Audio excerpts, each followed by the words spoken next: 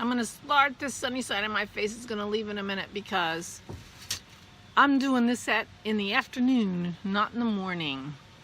Hey everybody. Oh, I'm going to fix you too. Oops, never mind. I'm going to start over. Ooh. Welcome to the Flame and Fiber podcast. My name is Barbara. You can find me on Instagram and Ravelry as Diva S. Welcome, welcome. Thank you so much for coming. Welcome to the new subscribers, and hello everybody who's been here before. Thank you so much. Now I need a drink of water, and I just started. I have a tiniest bit of sun on me. It will be gone in 2 minutes because this is the evening rather than the morning, but I really want to put my Rhinebeck podcast up before I go, and I'm going to my parents tomorrow. And unfortunately I have a funeral to go to on my way to my parents, so I will not be able to record tomorrow. So I'm doing it now before I forget all the shenanigans that went on at Rhinebeck. And actually there's been a gajillion shenanigans, and I'm what's that word? I'm channeling the fat squirrel. So many shenanigans. So just a tiny quick recap up until we get to the Rhinebeck weekend. Now I'm going to sneeze. Well, part of it is my bag. My bag is full of scents, and I am allergic to scent. And I'm going to sneeze, and I don't have a tissue when I'm outside. I have a sleeve. Oh, I'm wearing my Malin sweater by Isabel Kramer.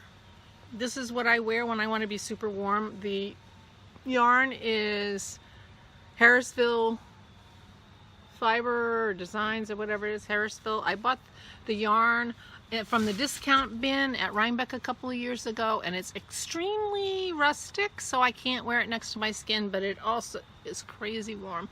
And so whenever I'm going to be cold, I wear it, but I always have to wear a long sleeve t-shirt under it. So this is the Malin by Isabel Kramer.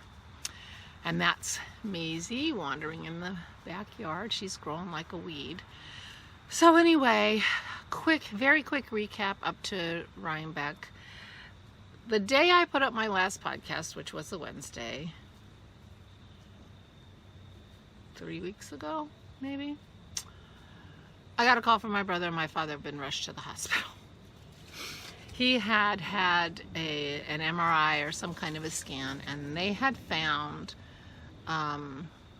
something going on with his spine, a disc or something that was causing fluid to back up in his spinal column, which was why he went from walking into that assisted living place, and 3 weeks later he was in a wheelchair. So at least we had an explanation, and he had an operation the next day. I went up on Thursday, and he's doing fine. He's feeling stronger, and he is recovering. He had a doctor's appointment yesterday. I need to call him. Well, I need to call him tonight anyway, find out what the doctor said. He's in a neck brace because they did something with one of his the discs, and they fused a couple of his vertebrae, and but anyway, he's on the mend, and that's the reason why he went downhill so fast. It was so crazy. He was fine, and then so at least we have a reason, and they were able to do something, and the doctor said, I can get you back to where you were 3 weeks ago. I mean, that wasn't great, but boy, it's better than he was. So I'm fine with that. He's fine with that. We're all good. So it'll take him a while to recover, and everybody at the assisted living has been taking good care of them, and that worked out good. But I went to go up there, of course, just to be there for his operation and to see him, and I got about 2 miles. And we have back up a little bit. My dad has decided he can't drive anymore. I mean, he just he felt like he was a menace on the road, and so he stopped driving, and he offered me his car, which I was happy to accept, because our second car is a 19-year-old car that we love, but it's 19 years old, and it has 260,000 miles on it. And so, he was offering us a car that only has 80,000 miles on it. We said, sure, we'll do that. So I was thinking of driving the old car up to State College, which is about a 3-hour drive from me, and then Dennis didn't feel that comfortable with that, so I was taking our 5-year-old car that only has 100,000 miles on it. So I got 2 miles from home, and the 5-year-old car with 100,000 miles on it stopped running. So there I am, pulled over to the side, barely made it to pull over to the side. And so Dennis comes and gets me, and I trade cars, and I leave him by the side of the road talking to AAA and take the old car to my parents. And so I trade cars and I get my dad's car, and there was a whole lot of brouhaha about that, but anyway, I ended up with my dad's car, which was nice because this was now Thursday and Friday, and we're supposed to go to the Outer Banks, which is in North Carolina, which apparently I didn't mention in my last podcast. Beautiful area of the Barrier Islands off the coast, or of North Carolina, and it's a wonderful place. It's where Kitty Hawk is, where the Wright brothers flew their plane. Anyway, so it turns out our car needed, I don't know what, something case, whatever. Anyway, it cost a lot of money to get it fixed, and it took a week. So Dennis was here while I was at my parents'. He didn't have a car. Anyway, enough of the shenanigans. We ended up going to North Carolina. I'm like the worst podcaster in the world. I didn't take one picture. But we had a great time, and I got a little bit of a tan, which you can't tell because I'm not in the sun anymore. And we got a chance to relax, and that was nice. And we took my dad's car, which was nice too.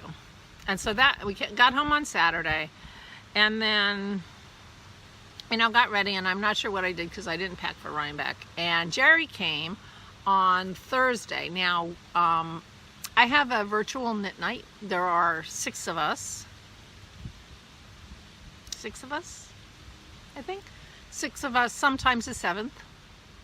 And everybody but Simona, I'm so sorry, Simona, we did miss you terribly, was able to come to Rhinebeck this year. And Jerry came from Texas. She flew into Philadelphia, and I picked her up, and we drove together on Friday in my dad's car up to Rhinebeck. And we had rented an Airbnb in New Paltz, which is about a half an hour from Rhinebeck without traffic, but traffic.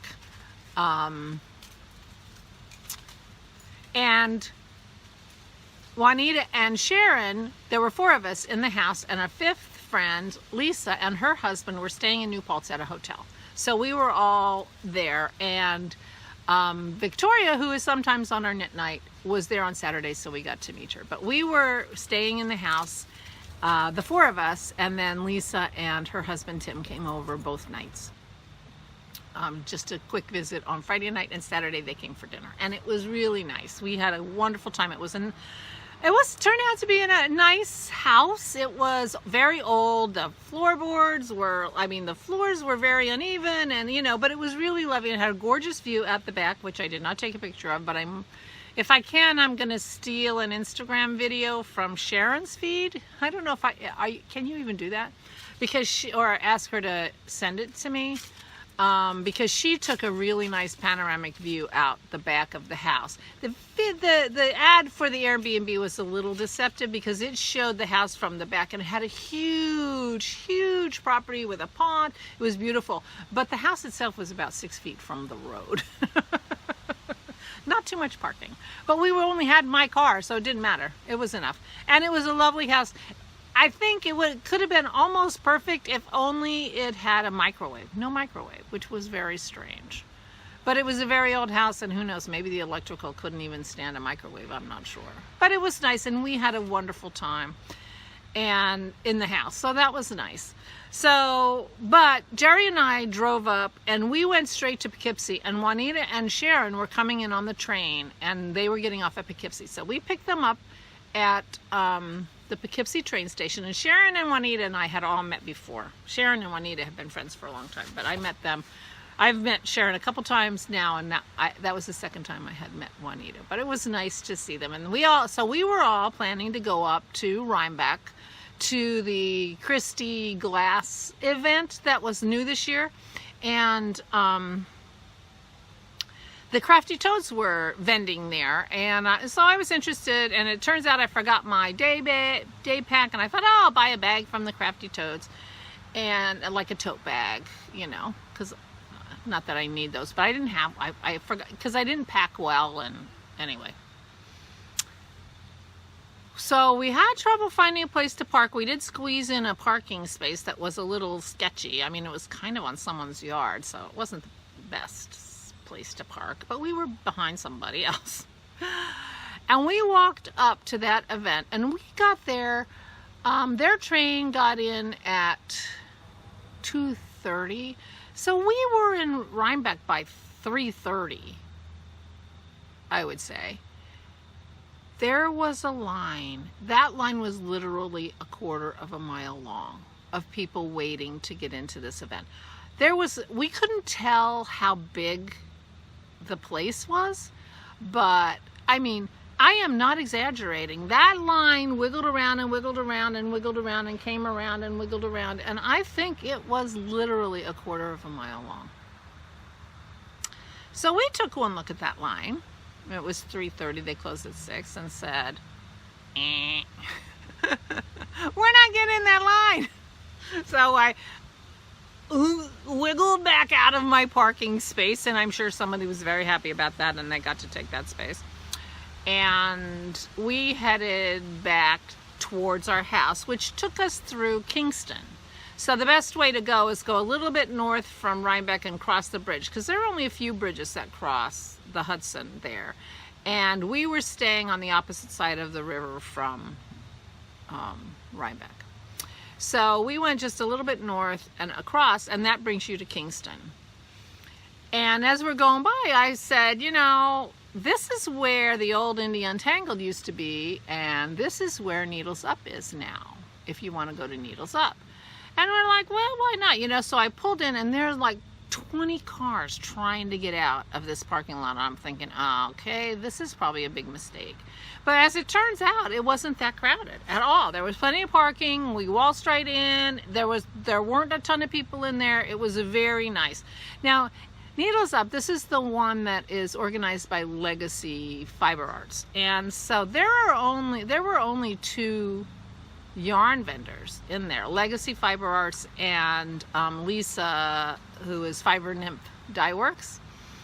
And only those 2 yarn, I guess, less competition. I mean, it was a very small event. There was one bag maker. It used to be the Fat Squirrel in past times, but it was Sandy by the Lakeside this time. And her bags were very nice, but I really wasn't in the market for a bag, because after I told Jerry that I needed to buy a bag because I forgot a bag, she said, I have a bag. And I'm like, okay, great. So I don't need to buy a bag. But I met Paige the Framer. I have a picture with me with Paige the Framer, and I talked to her about my Behold, which is a needlework project that I'm working on for my daughter's boyfriend, which you've seen in the past. I've got an airplane. No cicadas out here, but it might be the wind, and now I have an airplane. But I'm gonna need to frame it, and Paige the Framer has a podcast, and she's also a framer. She has a yarn shop / frame shop in New Jersey, which is probably 2 hours from me, is my guess. So, but anyway, I don't know any framers other than her, and I only know her because I watch her podcast sometimes. She doesn't know me. But I told her, I heard of her through the Crafty Toes podcast, and so we're going to get together, and she's going to do my framing and so forth. So that'll be nice. So I arranged that a little bit. Now I got to get to work on that piece. But anyway, and while I was there, I did buy something. I bought some tuft woolen. This is the first time I've had tuft, and the ones in the brown paper are for washing your woolens. And it does say and rinse, so I guess you have to rinse these. And this is the cider donut flavor. So this is one of the smells in my bag that is probably making me think I'm gonna sneeze. So that's what I bought at Needles Up. Juanita, who has the podcast With These Hands, go watch her podcast, because she bought a gorgeous drop spindle there that was really fancy and spun like a dream. So go watch her podcast. She shows it. And it's already out because she's quicker than me. So that was Friday night, and Dennis had cooked us some moussaka for our dinner, and so we went back to our house and we decided we didn't want to go grocery shop, and we had moussaka. That was all we were going to have, because I didn't bring any salad or anything, just the moussaka. I thought we would go grocery shopping, but we didn't Friday night, which we ended up regretting. But we didn't. It took all four of us about 10 minutes. Juanita, started calling Juanita the engineer, because she figured out how to get the oven on. Well, we all had turned the oven on, but it was a gas stove. And you turned the oven on, and it said it was on, but you didn't see any flame, although there was a little light inside, so it was like the pilot light, I guess, but we didn't smell any gas, we didn't see much of a flame, and the temperature didn't go up, which in a gas stove, you turn it on, and you would expect the temperature to go up pretty directly, at least a tiny bit. Wasn't going on. Well, anyway, Juanita figured out you have to wait 10 minutes. Why? I'm not sure. But anyway, which was good, because otherwise there was no microwave. We couldn't microwave the moussaka.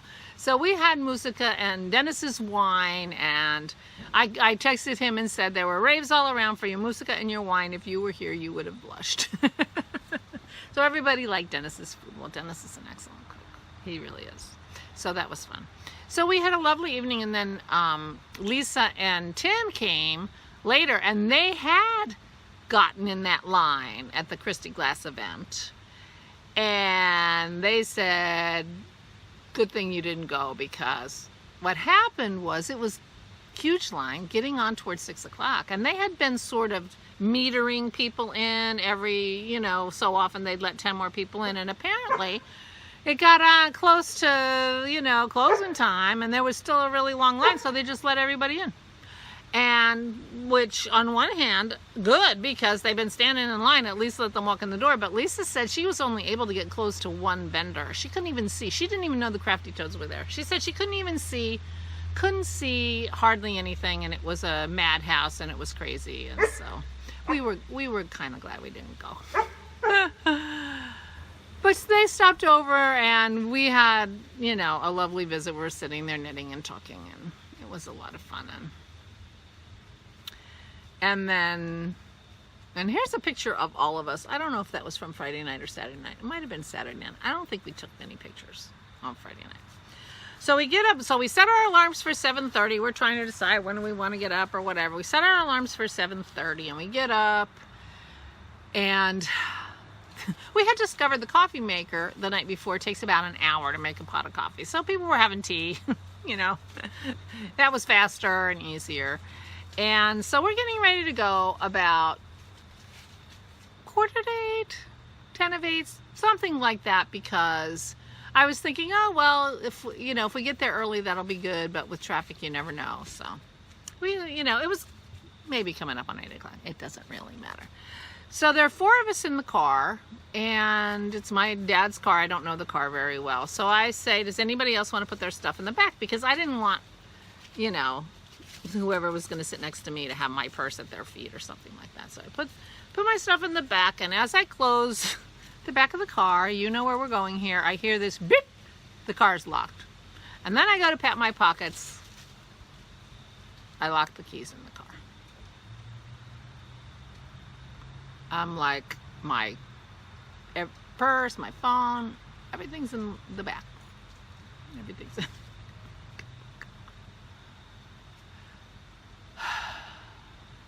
I'm getting stressed just thinking about it again. So everybody's like, well, don't worry, we'll figure it out, So I borrow Jerry's phone, and I called Dennis because I don't have my AAA card because it's in the car. So I call Dennis and I get the number, and it turns out it was his number because apparently we have 2 different numbers, but he wakes up and gets his wallet and gives me his number. So I tell, Sharon and Juanita they should contact Lisa because she and Tim are staying nearby, and if they haven't gone already, they could go with Lisa. Because I have to sit here and stay here and figure out the car thing, but they don't, it was Jerry's first Rhinebeck. She'd never been to Rhinebeck. I'm like, call Lisa, see if she can pick you guys up, and then at least you'll be able to go. So I'm on the phone with the AAA guy, and he's having trouble with his computer, and it's hard to tell whether he knows what he's doing or not. I don't know, but I give him Dennis's number and Dennis's name, and eventually he's clicking, he's trying, he's this, he's that. Finally he says, well, this is your husband's number, and I see your name, but I can't get to your account, because we're on the same account, and I can't use his number without his permission. I said, okay, well, here's his phone number. Call him up and get permission, because I can't do anything from here. I don't even have my phone. Everything's in the car. So it's like, okay. So I'm on hold for like 20 minutes. Meanwhile, Lisa calls and says, do you guys want coffee? We're like, yes, we want coffee, yes. Because she's staying at a hotel that's got a big giant coffee pot and to-go cups in the lobby. So she brings us this whole stack of coffee. We're like, oh, thank you.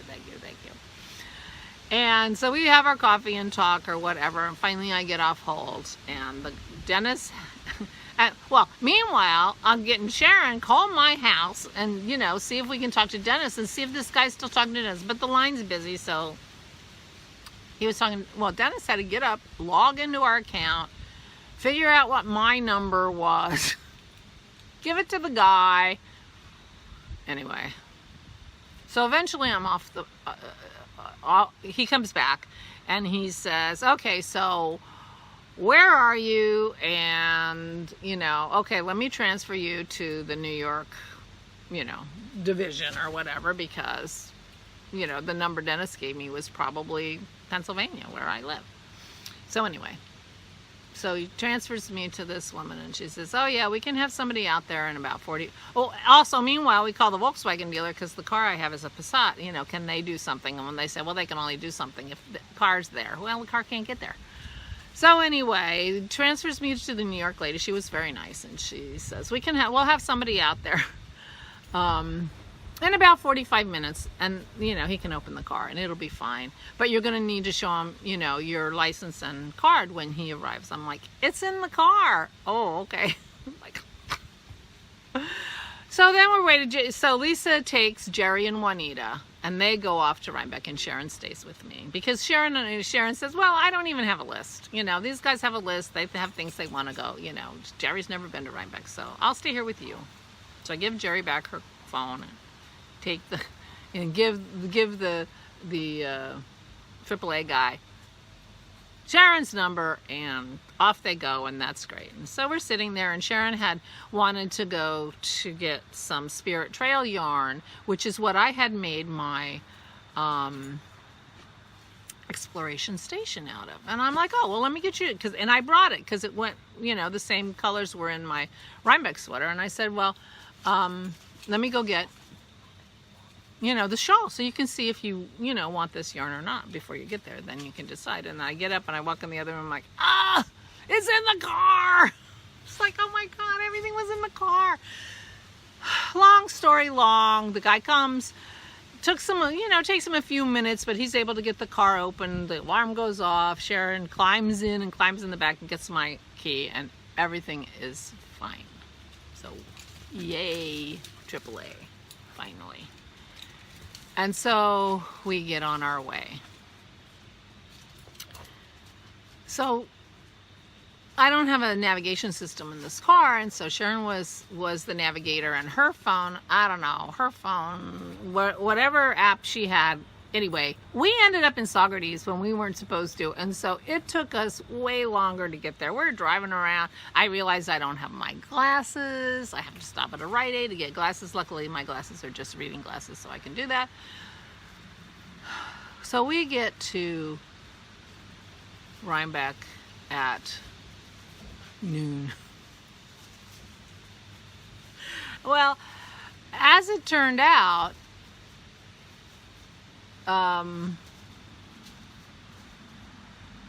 Lisa and Tim and the gang had all got really stuck in traffic. And so they didn't get there much before we did, which was really a shame. But, you know, it's a lot. And we were going to go Sunday too, so it was okay. So I wandered around a little bit, you know, went to the bathroom. First thing I did is I'm running to the bathroom. And, you know, and they're very efficient in the bathroom. They're not very efficient in the food lines, but they're very efficient in the ladies' room. They got a woman there directing traffic. I got 2 stalls here. I got 1 stall there. And, you know, so it doesn't take long to get through the ladies' room, which was really nice. I'm washing my hands. And the lovely woman, Susie, and her daughter, Christina, say, aren't you Flamin' Fiber? You're Flamin' Fiber. I watch your podcast. I'm like, oh my gosh. She made my day. I mean, it was so hectic. And then there I am washing my hands, and Susie says, oh, you're Flamin' Fiber. It made my day. And here's Susie and Christina. Because I'm classy like that, we got our picture in the ladies' room. Oh. So the podcasters meetup is at 1 o'clock. So I wasn't there very long before the podcasters meetup.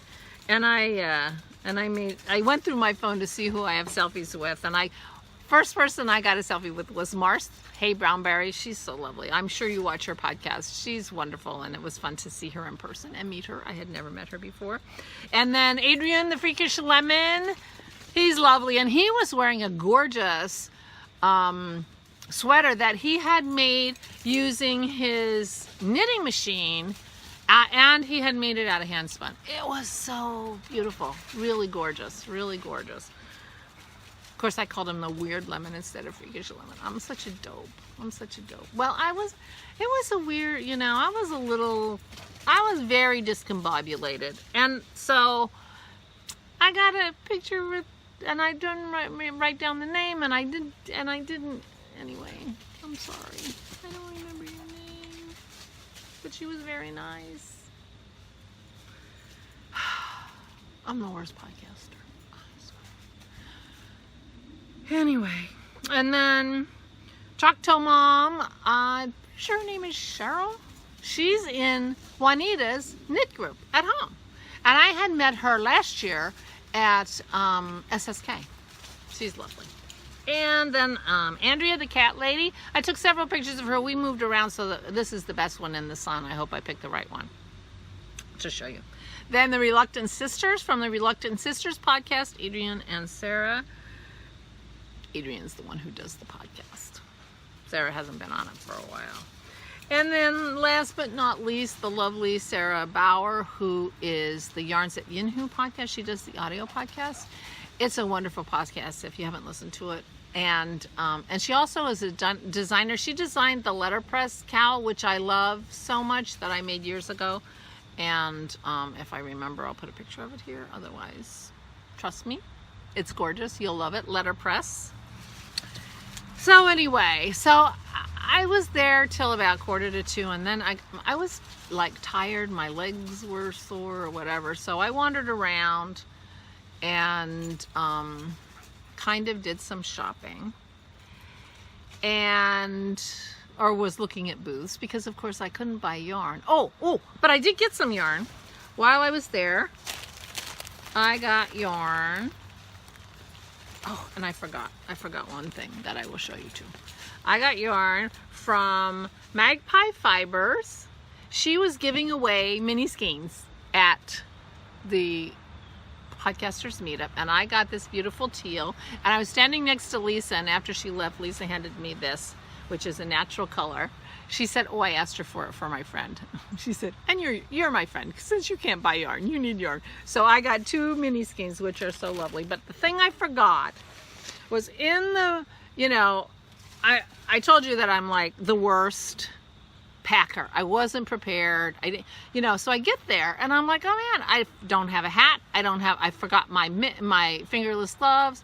I'm like, I have a shawl at least, and I have my Rhinebeck sweater, which I was still working on Friday night, by the way. I finished it Friday night, and I actually had a chance to weave in some ends, and I probably should have shown you that, and I'll show you that in a minute, but I want to finish my story. So while we're going with all the shenanigans of the car, and we're waiting for the car, and we're sitting there, and I'm on hold, and Juanita crocheted me some fingerless mitts just while I'm sitting there. She's amazing. Isn't that the sweetest thing? Look at these. They were so perfect, so perfect. She just crocheted them for me while I was sitting there. She got in the car with Lisa and handed me finished ones. I wove in the ends. Isn't she the best? I thought that was the sweetest thing ever. She had the yarn. She was just sitting there and just crocheting, and she crocheted. I got to learn how to crochet. She did these so fast. Aren't they wonderful? She's the best. It was so nice. So I'll just finish my story and then I'll show you. And I'll show you what I got, and then I'll show you my sweater. I'm so out of, anyway, Rhinebeck. So I'm not buying yarn, but I'm looking around to see. And there is a shop that I have seen many times. She does not have a sign on this bag. And I didn't get, maybe she put a card in it. Yes. Like, no sign on the back. Julia Hillbrandt. And I have seen her bags at many events. She goes to Maryland Sheep and Wool and Rhinebeck. Anyway, they're very pricey. But I decided to treat myself. Since I couldn't buy yarn, I decided to treat myself to this bag. And it was plain, and she said, oh, put dots on it for you. I'm not. And then I saw this configuration and I decided to have some dots. So it has two pockets, one on the outside of each, and then on the inside it has a pocket here and a pocket here. But it's felt, it's very sturdy, felt with leather handles. And I have admired her bags for the longest time, so I decided, well, since I can't buy myself any yarn, I'll buy myself a bag. So while I was waiting for her to put the dots on my bag, because they were done special for me, I started feeling faint. And since she did not have a chair, I went across the hall and sat down. At another booth, they weren't using their chair that they had for themselves. And I said, do you mind if I sit down? I'm feeling faint. So I sat there for about 10 minutes until I felt better. But it was very weird. I don't usually feel faint. I hadn't eaten my lunch yet. I did bring some lunch and I hadn't eaten it. So anyway, I went back and picked up my bag, and I did not really feel like shopping anymore.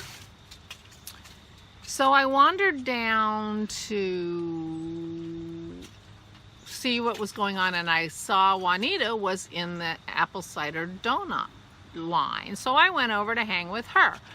But that donut line, I think she was in line for an hour. It was the slowest moving line. I couldn't believe it. And I thought, well, they're not able to keep up making the donuts, and that's why they're taking so long. So it was an hour. And I obviously didn't stand with her very much at that time. I sat, there's a bench that moves along, so I just moved along, with her, and she was talking to the people around her, and I was talking to people sitting next to me. But an hour later, she was getting me a coffee, so I waited for, because I can't eat the donuts because of my diet. But I could drink a coffee, and I felt like I needed a coffee. So finally, she gets to the front of the line, and I'm standing there, and they have a big bin full of donuts. So it's not that the donuts weren't keeping up, it's just they didn't have enough staff or an efficient enough way to dispense their food. Which, you know, they lost a lot of business because people bailed on that line because the line was moving so slowly. It was the slowest line you ever saw. It was terrible. And a lot of people, I mean, at one point, one guy says the only reason we're moving up is because people are leaving the line. It doesn't feel like they're actually, you know, processing very many people. But so that was interesting. But Juanita got a bunch of donuts for everybody, and so everybody was able to get a donut that wanted one. So that was good. And I took a picture of the booth and down when she was done, and you can see that I tried to get a good picture of the line. The line was really, really long.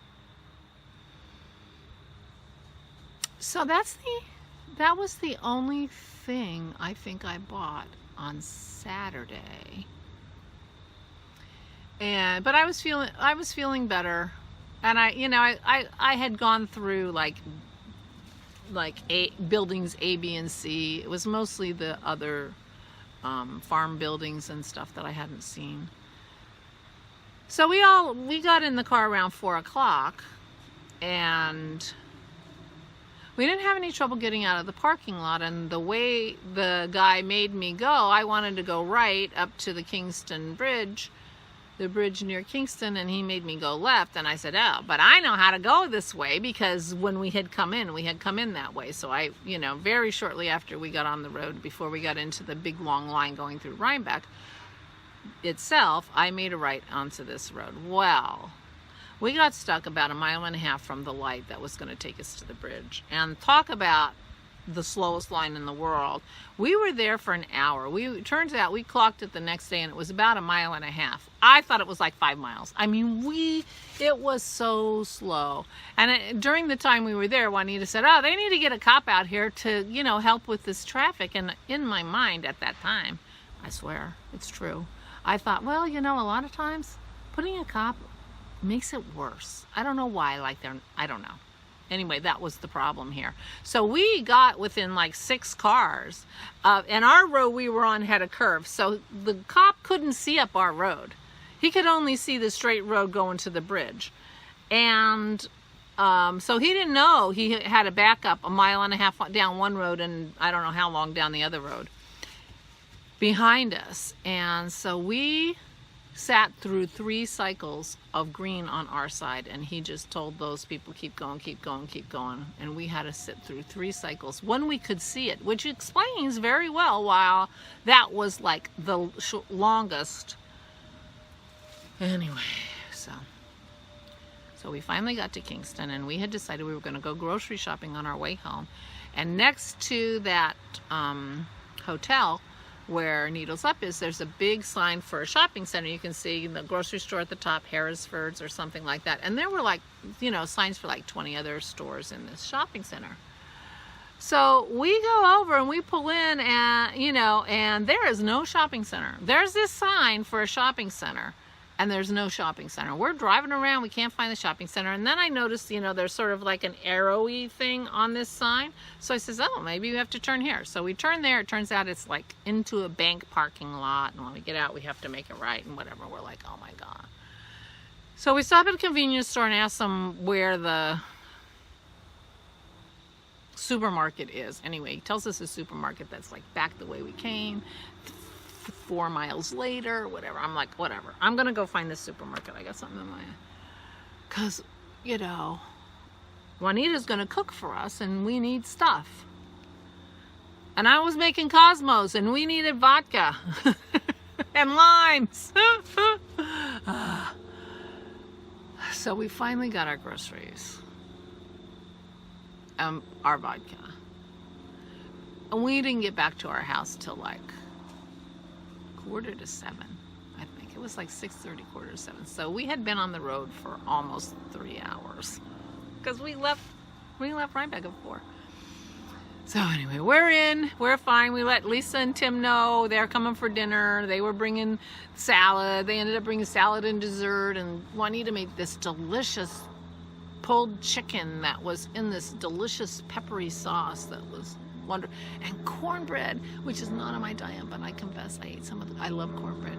I ate some of her cornbread. It was the best cornbread I'd ever had. She put all kinds of stuff in her. She put, I don't know, sour cream or cream cheese. She put creamed corn. She put all this stuff. It was so good.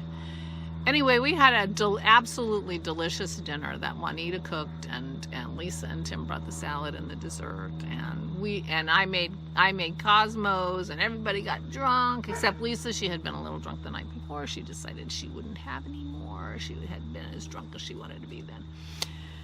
And so anyway, we had a wonderful, wonderful dinner together and spent the evening together, and it was so much fun. And we had a beautiful fire. There was like a stove, and there was a fire in the stove, and it was great. So we went on Sunday, and it was a little dreary and drippy and dismal, and I hadn't realized it was going to rain. It rained a little bit, but I did do some shopping. I have some things here I was supposed to show you before, but I will show you. Let's see. Oh, the Reluctant Sisters gave me this tiny little pouch. That was nice. I did not take stitch markers. I was not prepared. So I did a little bit of shopping while I was on Sunday. I did a little shopping. Obviously, I did not buy any yarn, but I did buy a leather cuff, which I don't even know if it fit on my wrist. I didn't even try, although I have very small wrists, so I'll be very surprised if it doesn't fit on my wrist. But of course, I didn't buy it for my wrist. This is what everybody's wearing, holding their shawls together. I thought, oh, yep, it fits on my wrist, because I have a very small wrist. I dropped something. Hold on. Okay. Oops. Hello. So I bought one of these. That was fun. And I bought some earrings from On the Bend.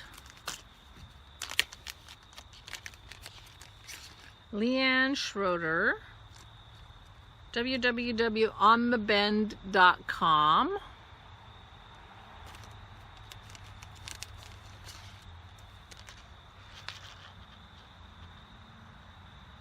Aren't those cute? I'm so tickled with them. So I got myself a little treat. And the other treat I got myself, because I'm also a martini drinker, not just a Cosmo drinker, is they had some artisan gin there. And I got some of that. So I did not buy any yarn, and I did not buy any fiber. Although I may have made a little bit of a pact with Sharon that if she wanted to get rid of some of the fleece that she bought in January, that she could count on me.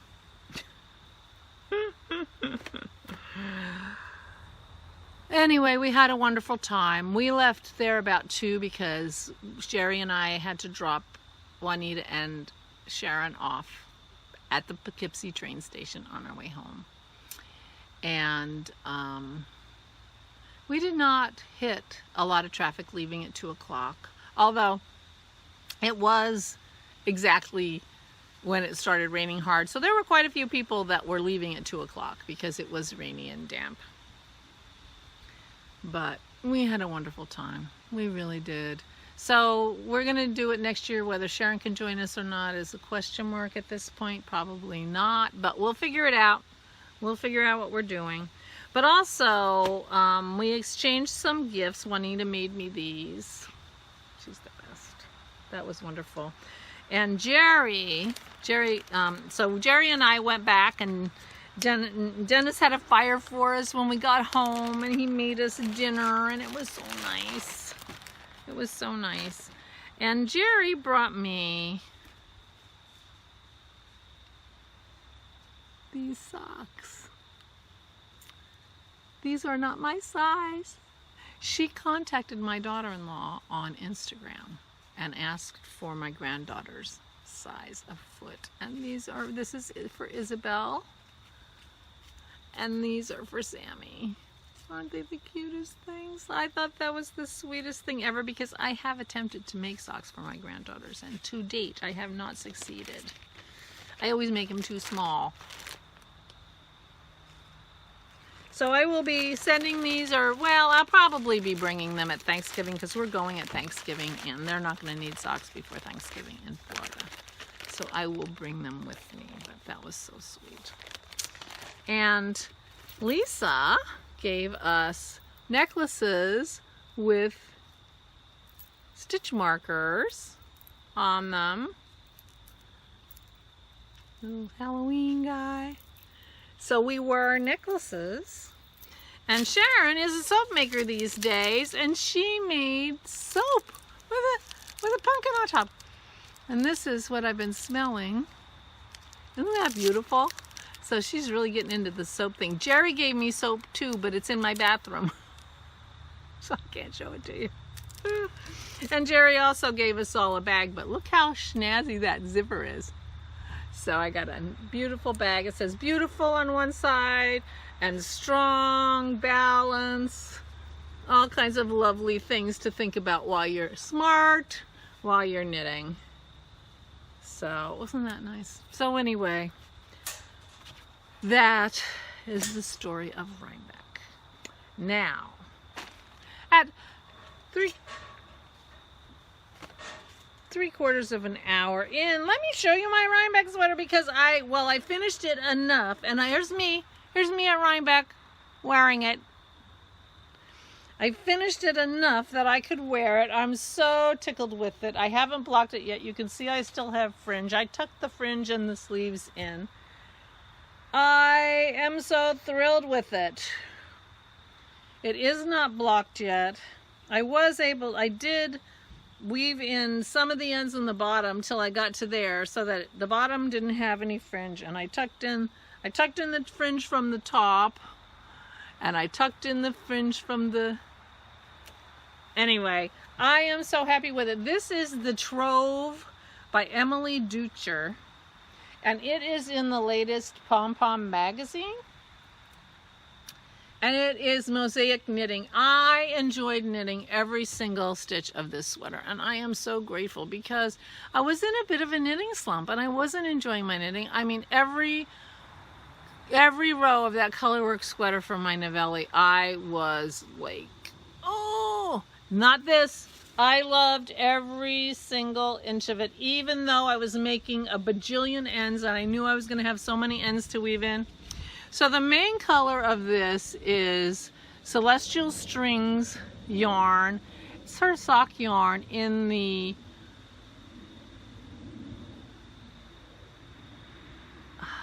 Horsehead Nebula colorway. I don't know if you can get it. The four colors, the contrast colors, I took from my colors from my exploration station. Two of them, the gold and the red, I actually used the leftovers, but I didn't have enough blue or silver, so I used different yarns for this, and I didn't bring my bag, so now I don't know. I was afraid that I was going to run out of the red, and so my last two stripes here, I did find another yarn. It was like a Cloudborne yarn that I had, and it was close enough. I don't think you can tell that those two were different. I'm getting a lot of glare, so I'm not sure if you can see that. But I wanted to be sure that I had enough yarn of the red for the sleeves. As it turned out, I had some left over, so I probably didn't have to do that, but I wanted to be sure. The other thing is that this Horsehead Nebula, you can see the difference. I just, because of the variegation of the sweater and all the different colors, I didn't think it would matter. I didn't alternate skeins, and so this skein did not have very much of the gray. The other two skeins had lots of lighter colors in them. I don't know if you're seeing that or not, lot of different lighter colors in it that was not present in that first skein. And I'm glad, because I really like the darker better, but you can see even on the neckband it's got more light colors than the shoulders do. But it turned out fine. I had to break into my third skein for the second sleeve. Now, as I was wearing them, I decided that the sleeves weren't quite long enough. I had a shirt under it because it was chilly and I didn't want to wear a coat. So I think I'm going to make my sleeve a little longer, and it felt like it was a tad bit short. I think I just am not used to wearing a sweater like this.